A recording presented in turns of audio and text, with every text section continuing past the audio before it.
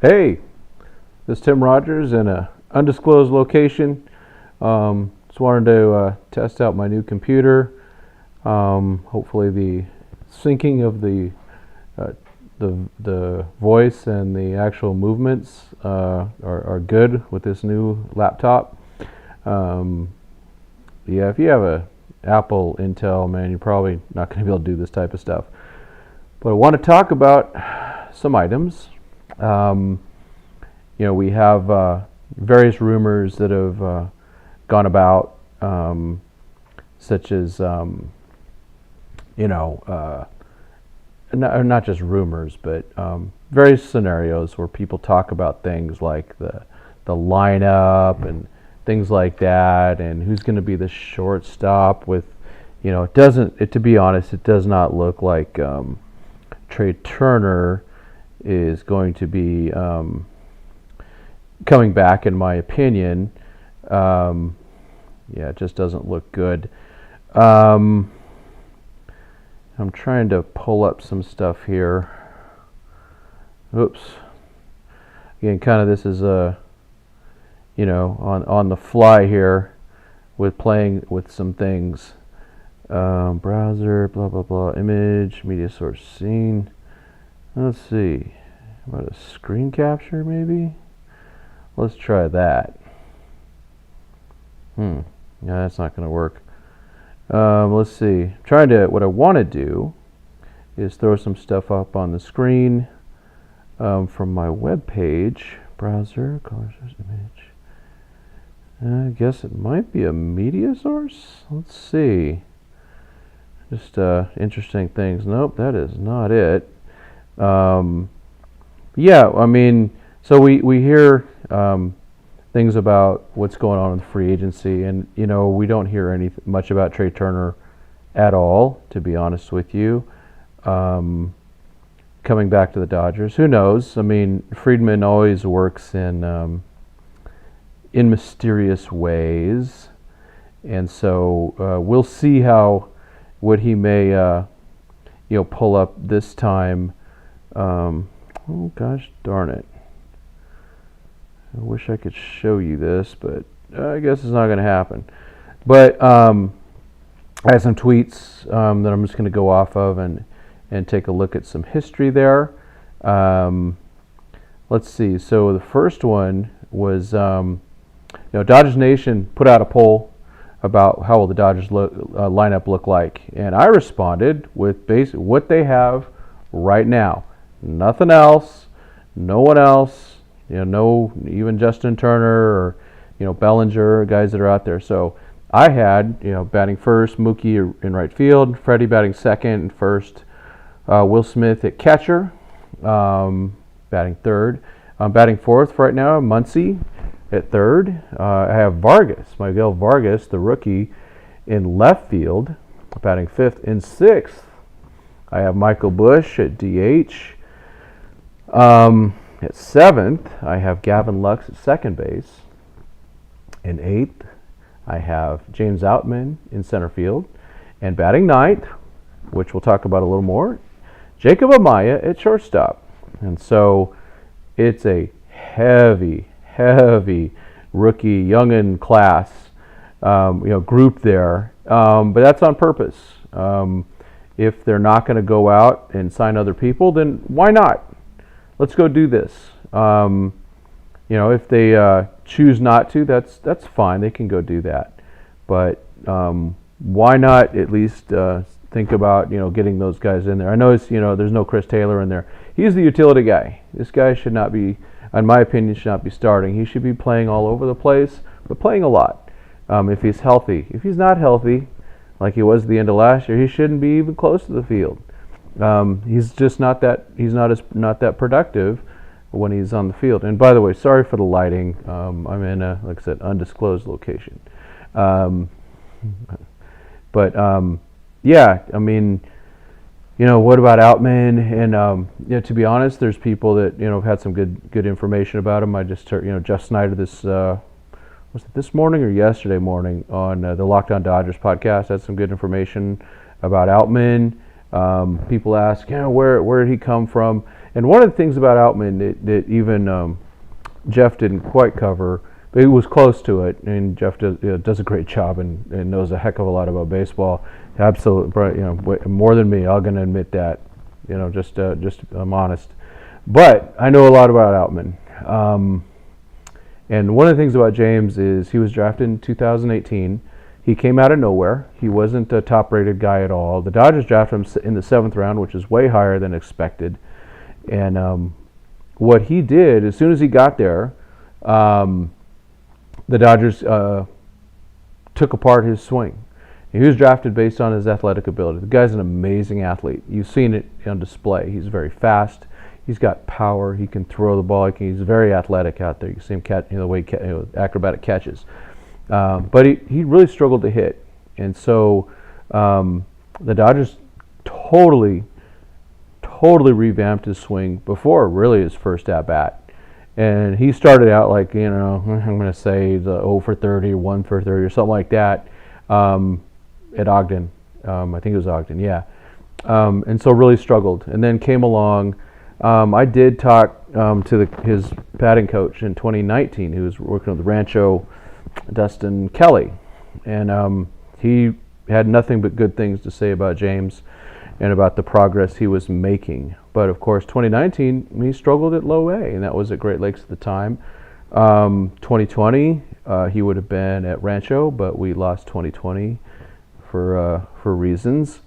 And then 2021, he struggled a bit, but all that time working on the new changes, working on incorporating all those types of things.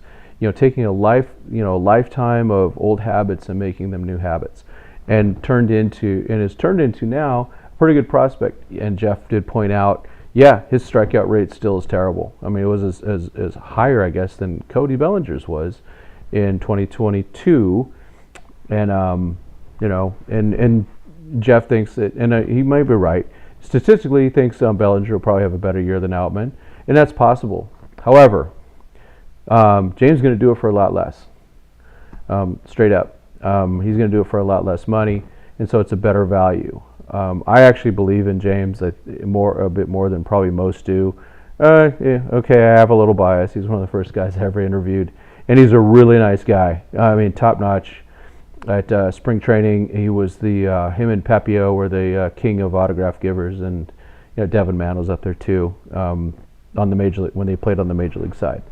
So I believe in Outman. And now let's go to Jacob Amaya.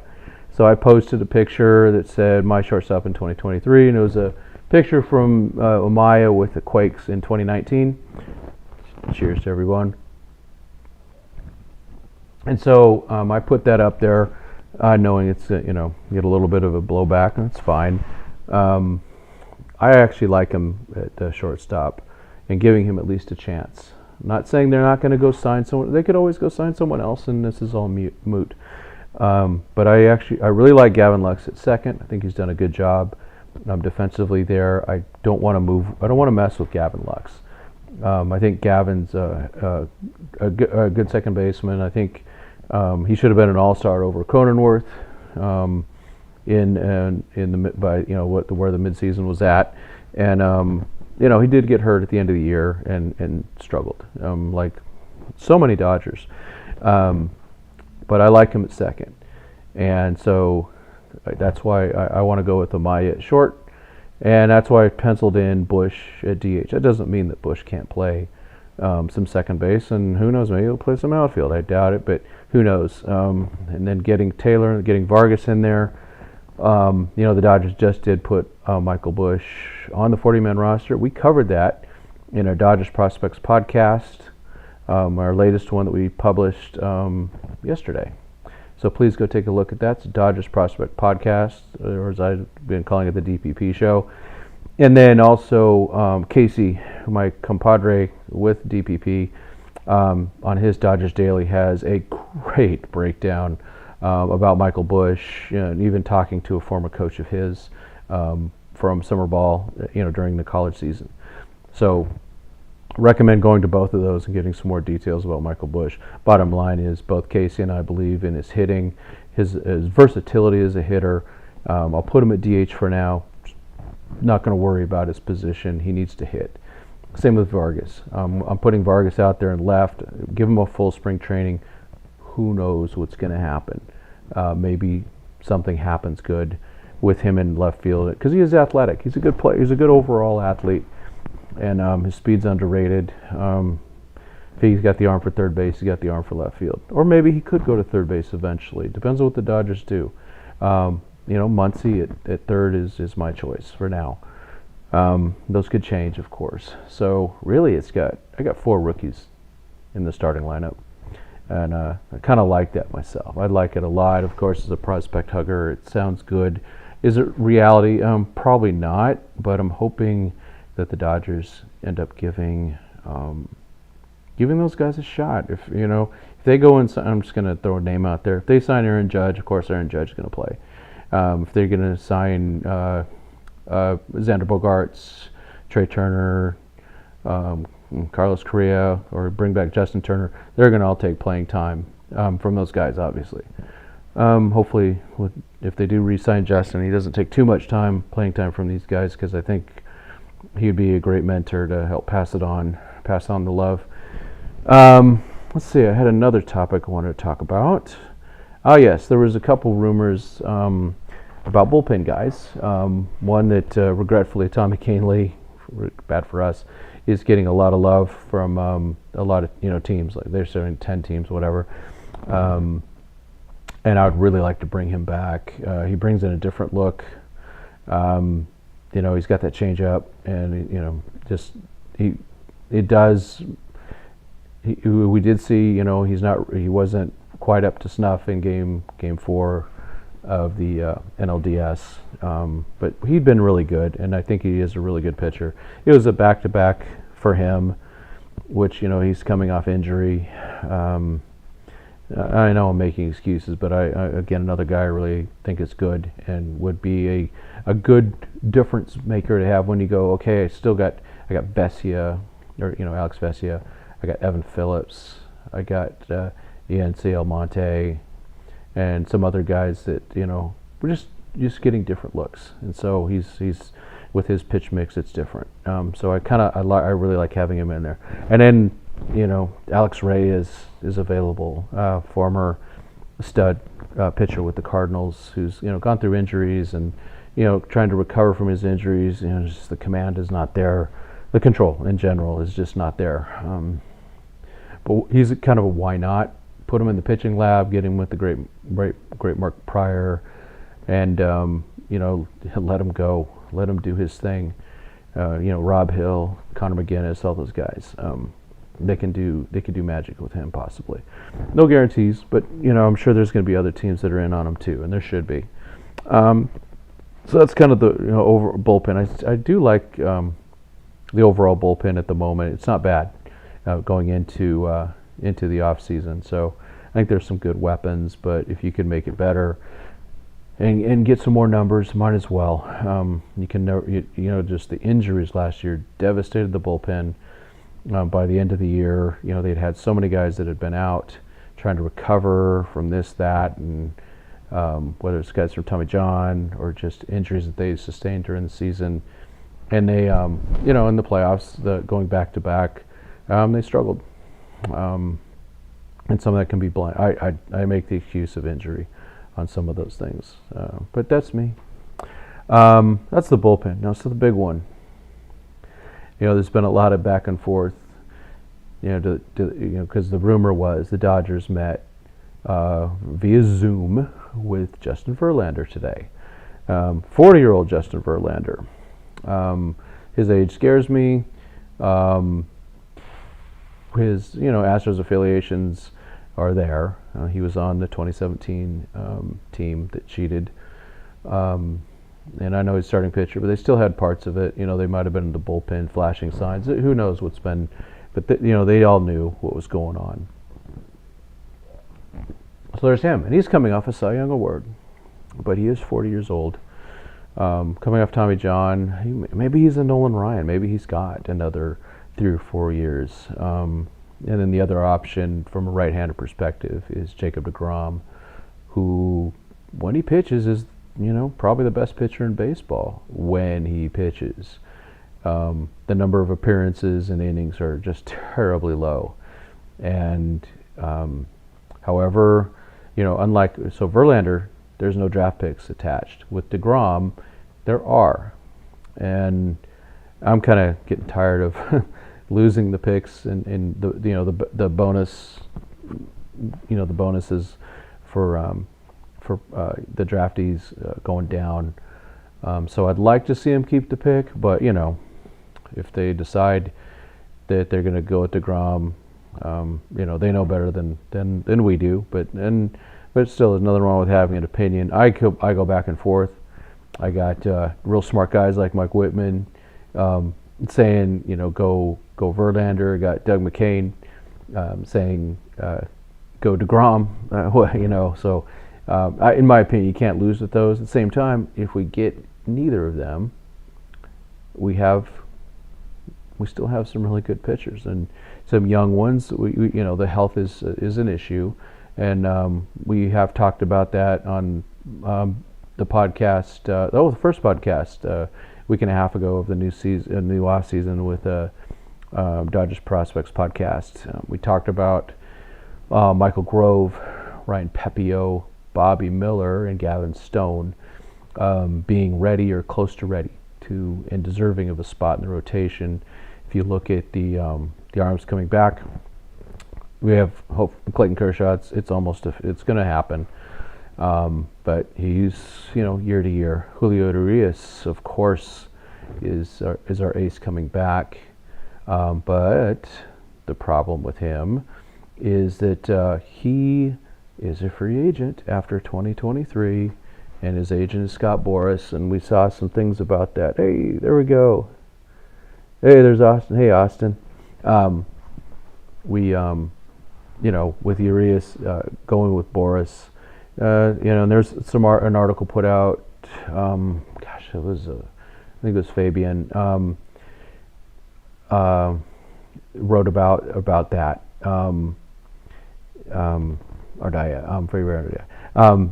He wrote about Boras being part of it, and the Dodgers have signed. They've dealt with Boras guys, but they haven't really signed one to a long-term contract in quite a while. I can't even remember now who the last one may have been, but they've had issues with keeping guys that are Boras guys. Example number one is Corey Seager, and so that's this could be the last season with Julio, which would absolutely be horrific. And then the next two guys coming back are Tony Gonsolin and Dustin May. Gonsolin was strong for first half of the season plus, and then he petered out, got hurt. Forearm stuff. We always get nervous about that. And then the other one was Dustin May, who was coming back off Tommy John and was not sharp. Didn't have his stuff, his command. He was missing a lot, and he need like any pitcher. I don't care how hard you throw, you still have to have some command. And when Dustin is on, the pitches are amazing. He's pitching ninja, repeat offender. That guy is amazing. But I look at that whole rotation. I go, well, okay, Kershaw is going to go 120 innings. Urias is fine, I'm guessing. Gonsolin, can he go more than 120, 130 innings without petering out? Can Dustin May come back? So I think three of those four are real question marks for making it through the season. Fortunately, we got these young four guys I talked about, but do they need another horse? Do they find a way to trade some of those parts we just mentioned? Urias and Kershaw aren't going anywhere, but May and Gonsolin, are they people the Dodgers package up to get a different type of starter with more money attached, via the trade market, or do they sign one of these two question marks? Or last year they were in on Carlos Rodon, who eventually went to the Giants. Would have been nice to have gotten him. All they had to do was could have done a 2-year thing. He is also attached to a qualifying offer. So you've got Verlander and Rodon qualifying offer, which means they lose their second pick and they lose $1 million in international money, all this terrible thing. These are not good things. Or you get Verlander, his 40-year-old keister, coming out there, former Astro, but still really good. But also, one of those guys that has had a real struggle in the postseason. He did get his first postseason win finally in the at least in the World Series. It was still shaky though. Nothing dominant. So that's where it kind of lands with that starting rotation. So, and again, we've been talking about these things on the Dodgers Prospects podcast. We also have the Dodgers 2080 podcast. So the DPP is, we're going for once a week, trying to bring that out. We're going to try to release that 5 o'clock PST, 7 p.m. Central. That's what Casey's in the Central Time Zone on Sunday night. And then the Dodgers 2081 with Trinidad and Alex and myself. We're doing that maybe once every 2 weeks. We're due for one this weekend. I'm sure both the DPP and the 2080 podcasts are going to both be looking at the winter meetings as that's coming up. We got the Rule 5 draft coming. The Dodgers are going to lose some guys. I think we're going to talk about that for sure with Casey on the DPP. And then there's going to more trade rumors. It's going to really start coming. It's going to be in San Diego. They wouldn't give me a media pass, so I'm a little upset about that. But I will still go down to the hotel for a bit, and just to get a vibe, what's going on down there. Maybe do some reporting. I've talked. Who knows? Hopefully, someone from Dodgers Nation's down there, like Doug or Clint. Haven't seen those guys in a bit. And just hang out with those guys, maybe, or chit chat, maybe put something together. We'll see. Lots of things going on. It's that time of the year. It is the most wonderful time of the year. Lots of fun, lots of speculation. There's going to be all sorts of rumors out there. Most of them aren't true, but we're going to comment on some of them. Even with this, all these topics I'm bringing up, almost all of them do relate to the prospects. Playing the prospects, giving them a chance. And I tend to lean towards those things. At the same time, the end result is, I think we all want the same thing, which is we want the Dodgers to win the World Series in 2023 and beyond. And so the prospects the Dodgers have, they got a great bunch of prospects. For some reason, the Dodgers will maybe not let all of them play, so they'll move on from them, trade them off. But they've developed some really good ball players. I'd like to see more of them stay with the Dodgers.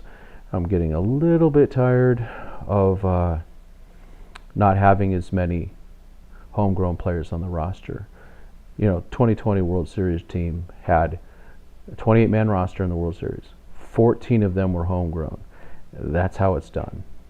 And now this last year, I think we were down, 10 of the 26 or something like that.